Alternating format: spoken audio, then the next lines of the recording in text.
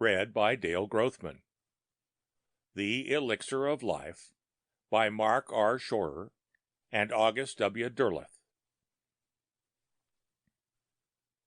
The swinging lantern at the further end of the narrow street approached closer and closer the house of Monsieur Girolami, the magician.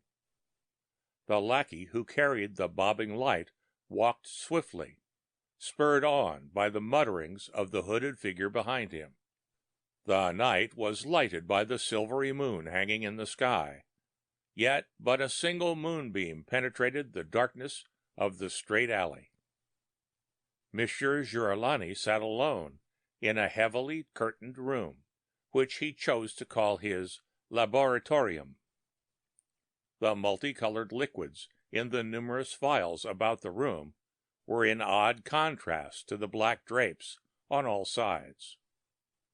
On the oaken table, well toward the center of the room, stood 3 large retorts, 2 of them partly filled with colorless fluid. The only light in the room was that thrown by the fitful fire, from which the hungry flames leapt upward and licked the pot suspended from a tripod above them. The weird shadows danced grotesquely on the black drapettes. Monsieur Girolami's shadow, too, was grotesque, for his long nose and straggly beard made it look for all the world like that of Mephistopheles. Monsieur Girolami's gaze was fixed upon the hourglass on the shelf above the fireplace. He watched the grains of sand trickle slowly downward, half eagerly, half apprehensively, with the air of one who expected some event of import to occur.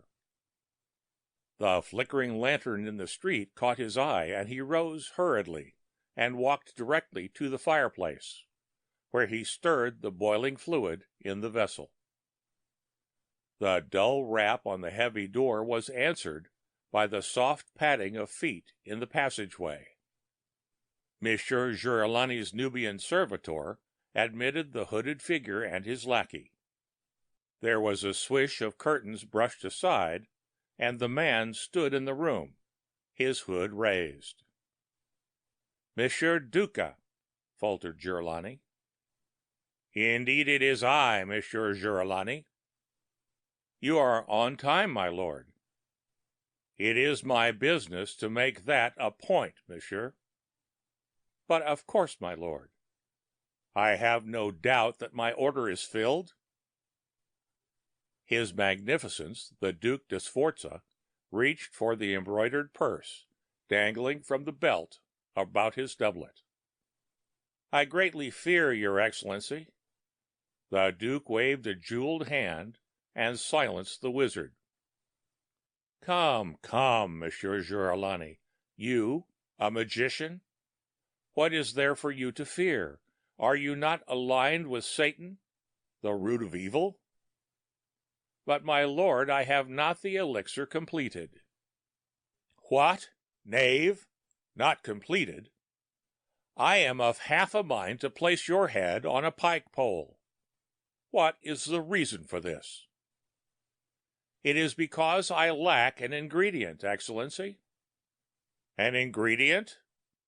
Blood of Satan, have I not given you orders to spare no sum in this manner? What ingredient is it you lack?" "It is one that gold cannot procure." "Name it. Play not with idle words." "The lifeblood of a child, Magnificence." "The lifeblood of a child?" "Indeed, my lord." The Duc de Sforza pondered a space. At length he glanced up. "Summon that lackey who admitted me." "As you say, Excellency."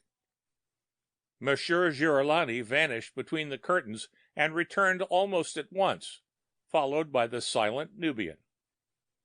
"Order him to bring here for your use the first child he encounters on the streets of the city." "You heard, Nara?" The Nubian nodded and trod slowly from the room.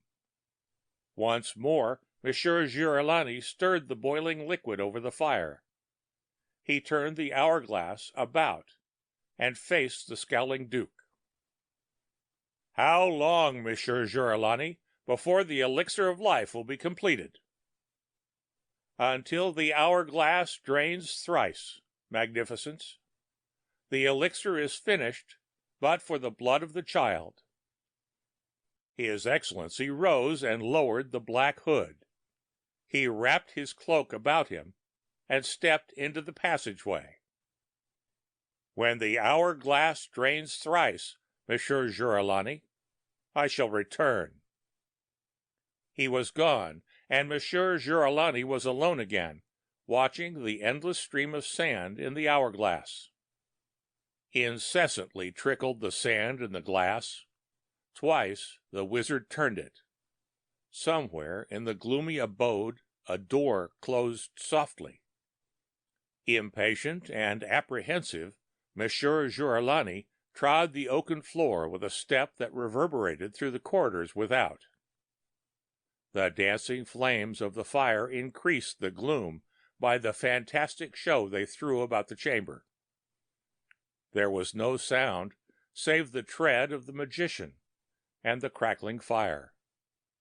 At length the draperies parted, and the swarthy Nubian entered, a naked child stretched limply upon his great arms.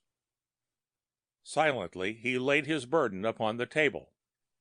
Monsieur Giorlani pointed to a case at the further end of the room, and muttered a command.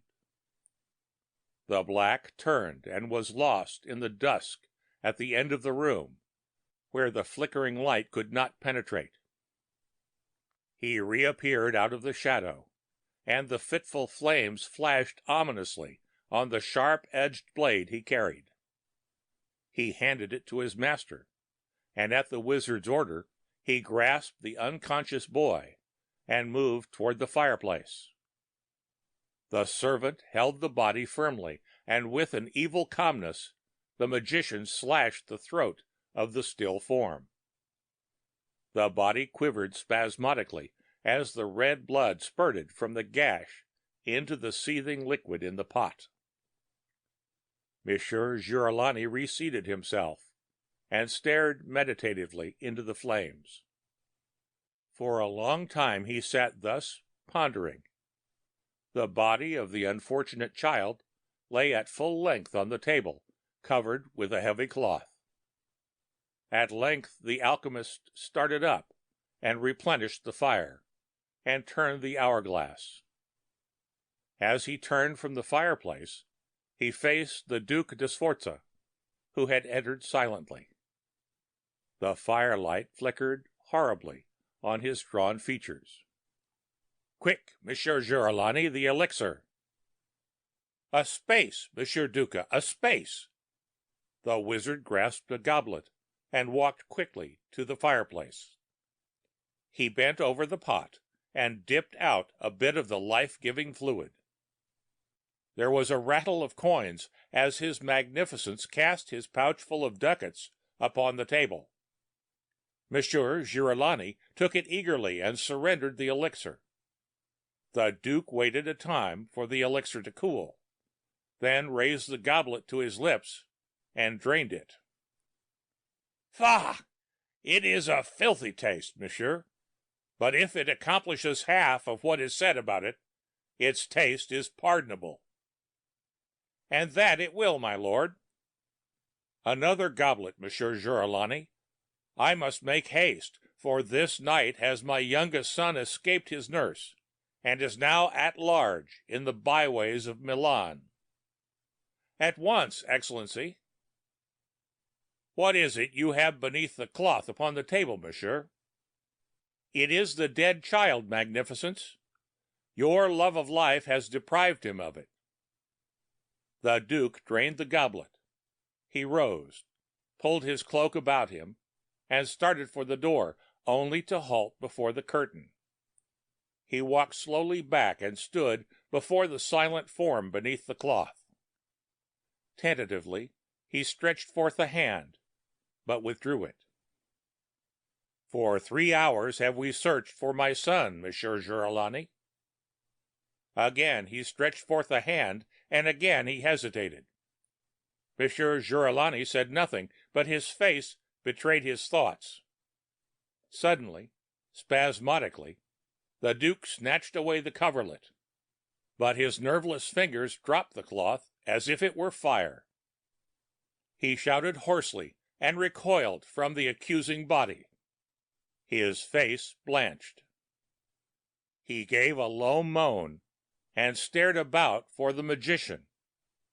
But Monsieur Giurlani had gone, and he was alone with the mutilated body of his own son, whose blood was the elixir of life. The end of The Elixir of Life by Mark R. Schorer and August W. Derleth.